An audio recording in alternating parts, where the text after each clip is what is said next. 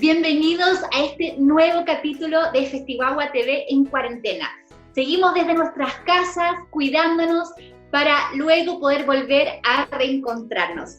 Es muy lindo que gracias a esta comunidad nos podemos sentir más cerca, acompañarnos en nuestra maternidad, hacer tribu, porque a pesar de la distancia no estamos solos.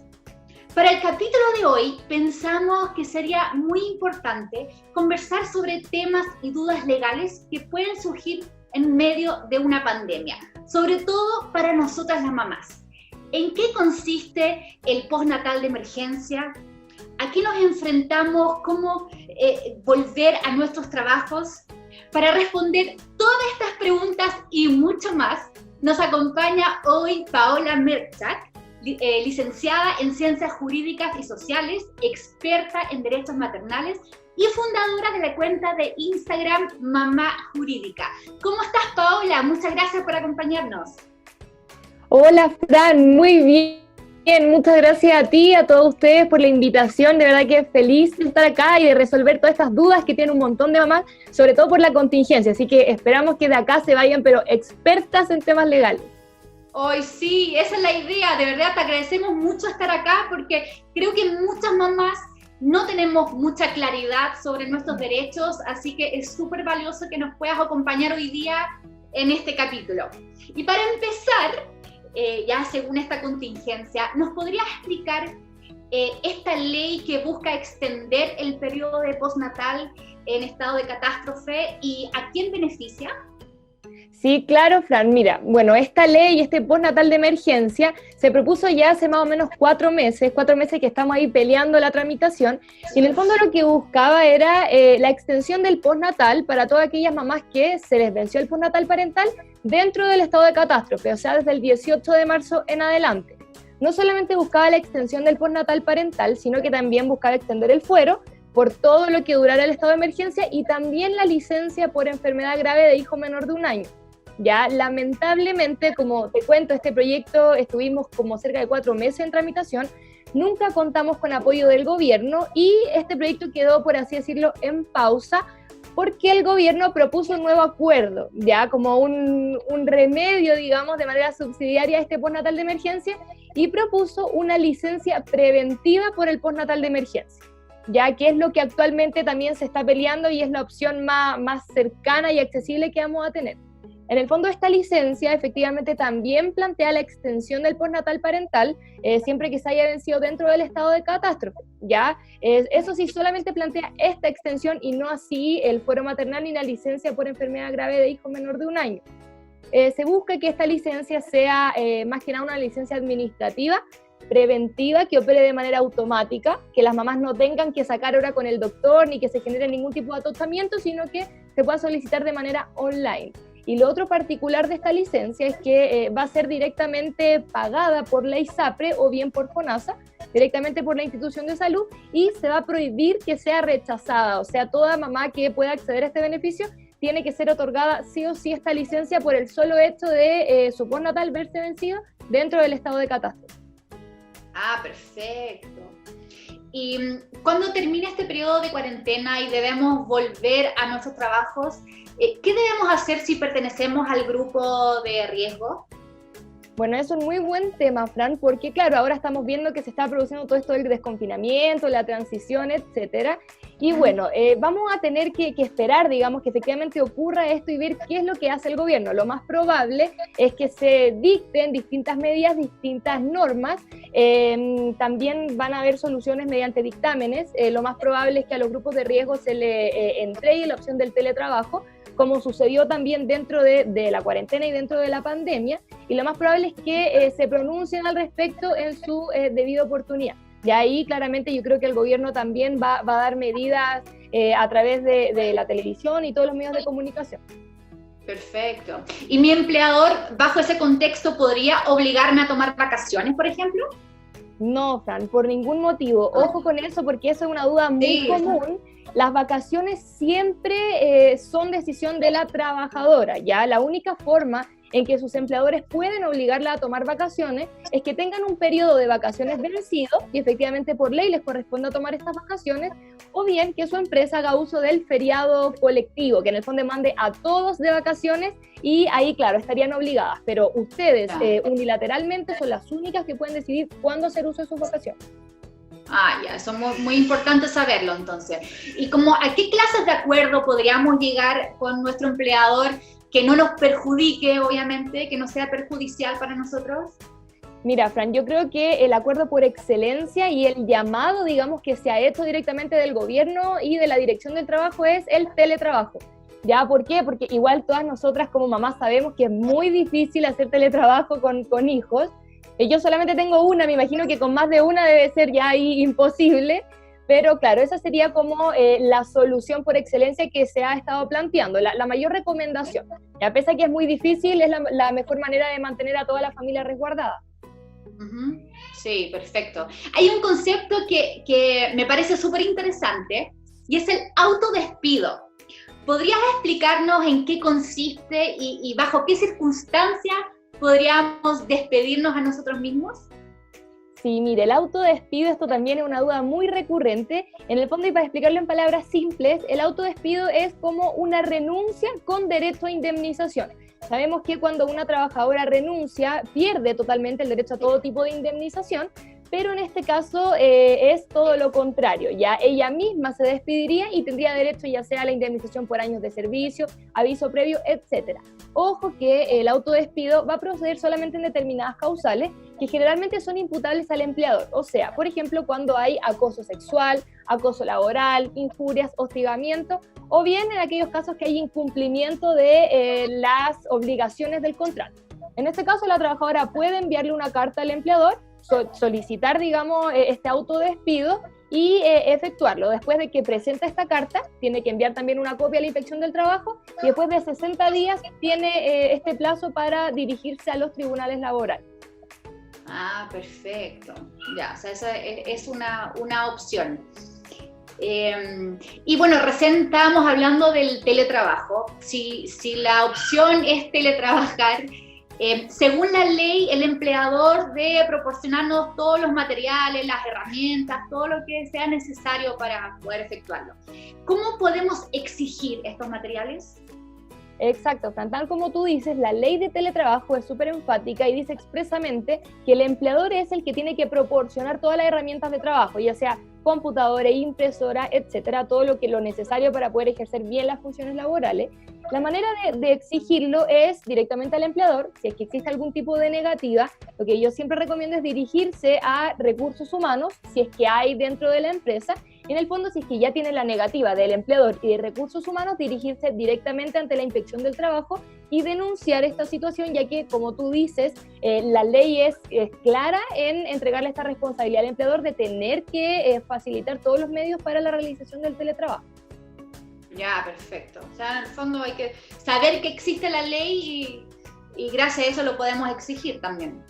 Ahora, tú recién dijiste, es muy difícil trabajar en casa y cuidar a los hijos al mismo tiempo. Si estamos teletrabajando, ¿tenemos derecho a sala cuna? Sí, Fran, todavía se conserva este derecho a sala cuna. Ojo, que siempre y cuando en el lugar en donde trabajen hayan más de 20 trabajadoras contratadas, ¿ya?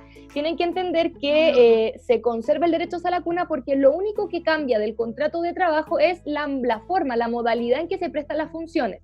Pero el contrato sigue vigente, el mismo que habían firmado de manera anterior. Ya en base a esto, la Dirección del Trabajo para el sector privado emitió un dictamen en donde pueden encontrar todo lo que yo les estoy contando y también Contraloría. Ya entonces, en principio, se entiende que si la trabajadora está con teletrabajo, tiene este derecho siempre y cuando cumpla con los requisitos para acceder al derecho de sala cuna.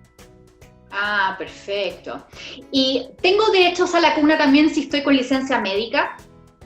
Eso también es una pregunta muy recurrente, Fran, de verdad que sí. Tienes derecho a sala cuna con licencia médica. ¿Por qué? Porque se entiende que la madre, al tener esta licencia médica, está impedida de cuidar a su hijo o hija, ¿ya? El único caso en que esta licencia médica no te va a habilitar para tener este derecho es en el caso en que esta licencia sea por enfermedad grave de hijo menor de 1 año, porque ahí se entiende que la licencia es de tu hijo, entonces tú sí estás capacitada para cuidarlo efectivamente, y también el caso en que la licencia sea de aquellas que alargan el postnatal, o sea que sacaron una licencia por enfermedad asociada al parto continuamente al vencimiento del postnatal, o sea, no hubo reincorporación al lugar de trabajo, en ese caso tampoco, porque como te digo, se entiende que se alarga el postnatal y no sería propiamente tal una licencia médica. Ya, buenísimo.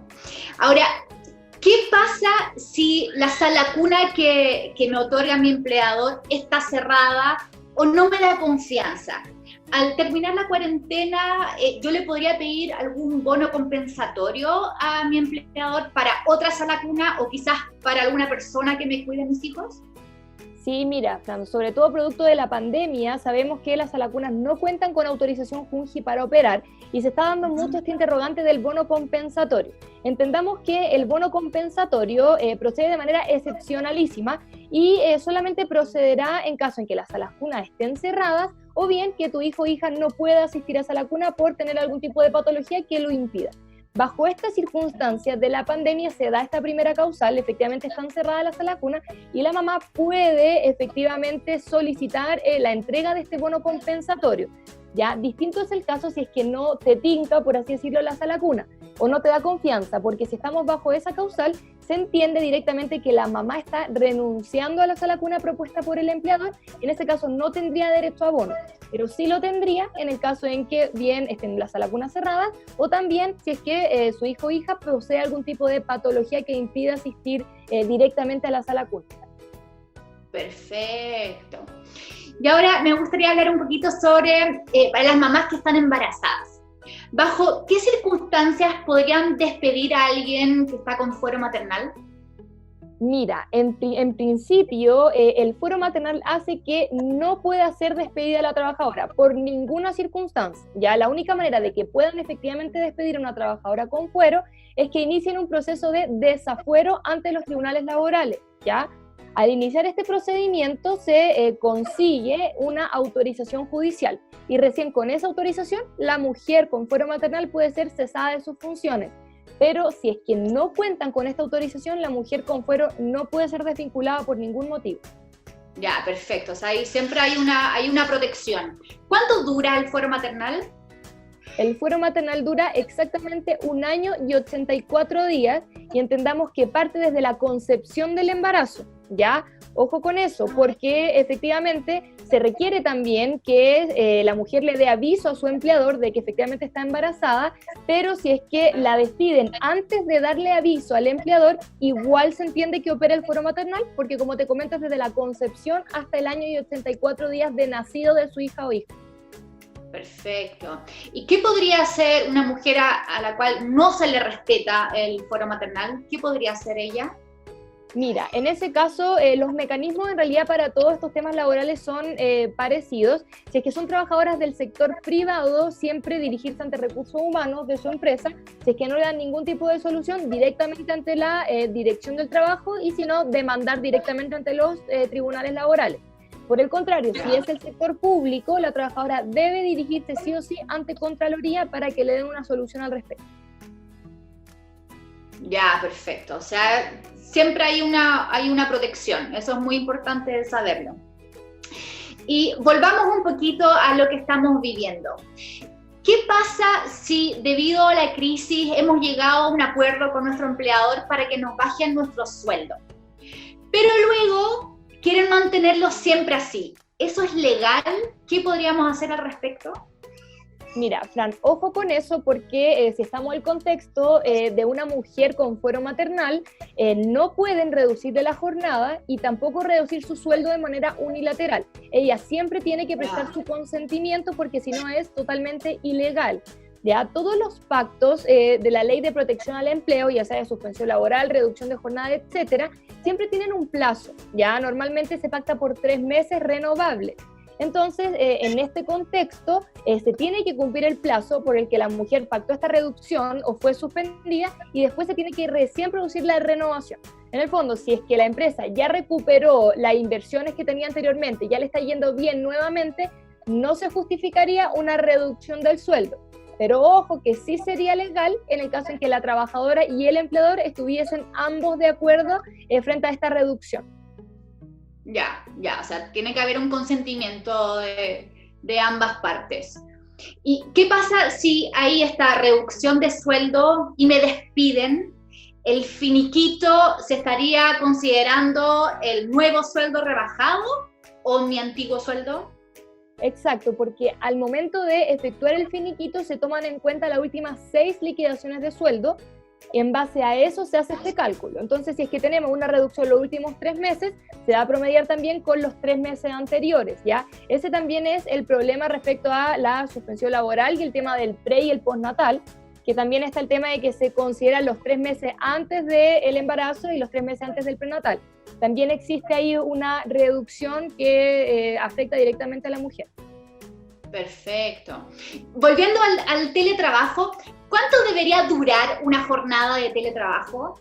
¿Y qué podríamos hacer si ese tiempo no es respetado?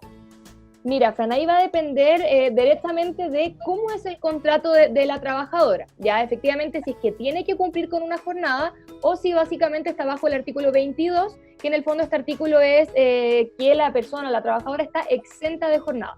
Si efectivamente tiene que cumplir una jornada, se entiende que tiene que respetar la misma, porque como te había comentado anteriormente, el contrato de trabajo que firmó con anterioridad se mantiene igual, lo único que cambia es la modalidad.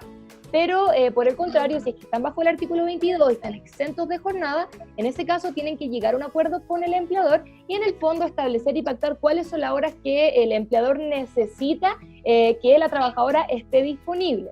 De todas maneras, si es que el empleador se pasa de listo y ya comienza a requerir a la trabajadora a las 10 de la noche, a las 11 de la noche, horarios que no son hábiles, la trabajadora siempre puede utilizar los mecanismos, las herramientas que tiene disponibles y denunciar esta situación ante la dirección del trabajo, sí o sí. Ya, perfecto, sí, eso es importante, hay horarios y horarios. Y tomando en cuenta un poquito a los padres separados o divorciados, la difícil situación económica que estamos viviendo en nuestro país, ¿podría ser una excusa para no pagar la pensión alimenticia, por ejemplo? No, Fran, por ningún motivo. Y esto sí que lo preguntan, pero muchísimo, porque efectivamente hay una baja en los sueldos y hay una situación complicada a nivel país. Pero hay que estar bajo la lógica de que nuestros hijos, independiente que estemos en pandemia, comen, juegan, se visten y tienen necesidades, sus necesidades no van a bajar producto de la pandemia. Por lo tanto, la pensión de alimentos se mantiene igual y la pandemia no es un eximente de responsabilidad. ¿Qué es lo que sí podría hacer el papá ante una eventual baja, digamos, de su sueldo? Lo que puede hacer es solicitar una rebaja de pensión de alimentos. Pero ojo, que mientras no la solicite, tiene que pagar sí o sí la pensión que ya estaba establecida. No es un eximente de la pandemia. Ya, o sea, y si el padre no tiene un ingreso, pero de ningún tipo, ¿qué podría hacer?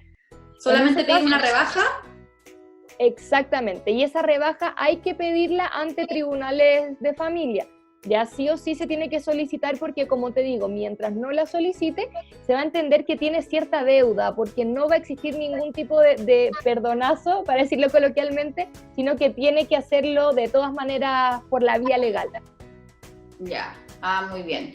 Y para las madres separadas, si ellas saben que el padre de sus hijos no está tomando las precauciones necesarias para no contagiarse, ni él ni los niños, ¿qué podría hacer esta mamá? ¿Podría cancelar las visitas?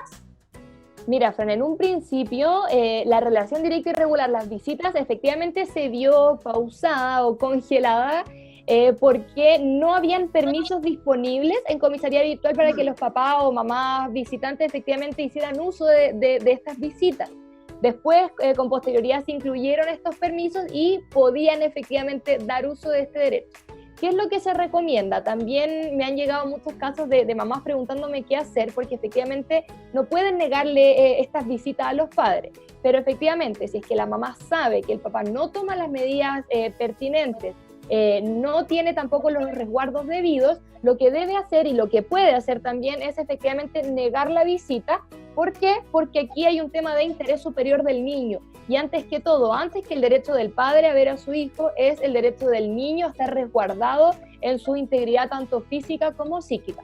Eso sí, yo recomiendo que si es que llegan a negar esta visita, de manera posterior pongan una constancia en comisaría virtual estableciendo que efectivamente van a negar la visita por producto de la pandemia y porque no hay ninguna seguridad de que su hijo o hija va a estar resguardado fuera de su hogar. Paola, te pasaste, muchísimas gracias. Teníamos muchas preguntas y creo que abarcamos la mayoría.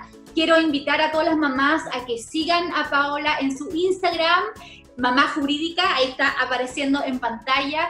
Si tienen alguna duda, alguna consulta o si necesitan alguna asesoría legal, ahí pueden encontrar a Paola. Muchísimas gracias por esta información, muy, muy valiosa. Yo creo que quedamos todas muchísimas claras. Así que gracias, Paola. No, Fran, muchas gracias a ti. De verdad, como te dije, un placer estar acá y responder la mayor cantidad de dudas posible. Es información muy necesaria, como yo siempre digo, la información es poder. Así que hago también esa invitación y ese llamado a informarnos, a empoderarnos y a conocer nuestros derechos. Sí, perfecto. Bueno, ya saben, pueden encontrar a Paola en su Instagram, Mamá Jurídica. Y a ustedes también, muchísimas gracias por habernos acompañado en un capítulo más. Ya saben, por favor, comenten este tema, comenten este capítulo y cuéntenos también de qué temas les gustaría conversar. Nos veremos muy, muy pronto. Les mando un abrazo a todos.